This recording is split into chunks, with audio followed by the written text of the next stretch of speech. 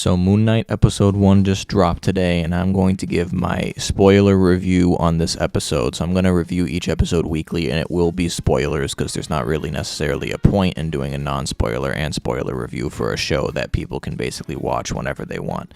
So if you enjoyed this video today, feel free to like and subscribe for future Marvel content, and this is a spoiler warning for the first episode of Moon Knight on Disney+. So we have an opening scene with Ethan Hawke's character Arthur Harrow. So this is just kind of really weird. It really opens up the series to being weird and just kind of different in comparison to what we've seen before from Marvel. He's doing some type of ritual with glass in his shoe. Now Arthur Harrow in the comics was like he was a doctor that was in the study of the theory of pain, the pain theory. So that might be having to do with something like that. He's like putting glass in his shoes, which is obviously painful. So maybe he like doesn't feel pain in some type of sense. And then the rest of the beginning of the episode with the opening sequence of events, it delivers a lot, has a strong impact of something being wrong mentally with Stephen Grant. So I just like the way they had like he never sleeps and he's just a dysfunctional person clearly, so it definitely shows that his life is hectic.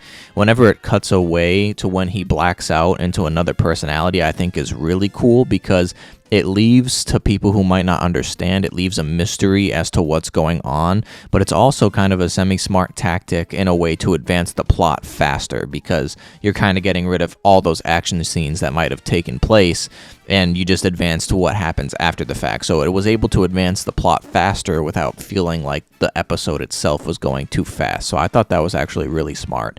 So we see Arthur Harrow he has some kind of cult following. And he is some kind of follower or maybe avatar of some kind of the Egyptian god Amit. Or Amit, I honestly forget how to pronounce it. And he's like performing judgment on people depending on whether or not they've been good in life or whether they'll be good in the future. And if the god just decides that they have not been good or they will not be good, it seems like they kill them. This is kind of very reminiscent. I shouldn't say very reminiscent, but it is kind of like Winter Soldier and like how Cap always used to say, a lot of people, innocent people die whenever you try to win a war before it starts. That kind of has like the same feeling as like people die if he judges them to do bad things in the future even though they haven't happened yet. That's basically what the whole thing of Winter Soldier was they were taking out people who were deemed threats and stuff like that.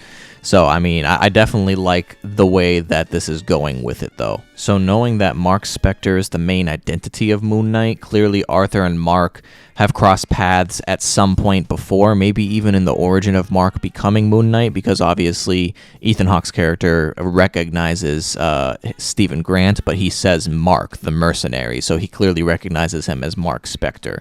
And then every single time there's a scene with Khonshu, the moon god, which is, the deity that, like, Stephen Grant doesn't know if he's real or not, and it's, like, following him, and he hears his voice inside his head and stuff. Every single time we see a scene with Khonshu and we get to see how hectic it is for Stephen Grant not knowing or understanding what's going on, I think it's just really cool to see. I love the way they did it, and they show just how hectic his life is. And then at the end of this episode where he's chased by some type of Egyptian hound, like a mythical beast, and he has to turn into Moon Knight in order to save himself, it's kind of more in your face about the split personality decision at the end because you have Mark talking directly to Stephen Grant about, he needs to take over to save it. But overall, I think this was a really good episode premiere to start this series off. It does a great job of wrapping the viewer in, but also keeping a good level of mystery as to what exactly is going on if you're not familiar with Moon Knight. But I'm sure it's going to ramp up really quick and start explaining certain things. I believe next episode we're probably going to see the origin. I could be wrong, but I just feel like with the way it's going, we're probably going to see the origin and what Mark Spector did to become Moon Knight and how that stuff kicked off. But I enjoyed this episode, though. Comment down below if you enjoyed this episode, and if you enjoyed this video today, feel free to like and subscribe for future Marvel content. I appreciate you for watching the video.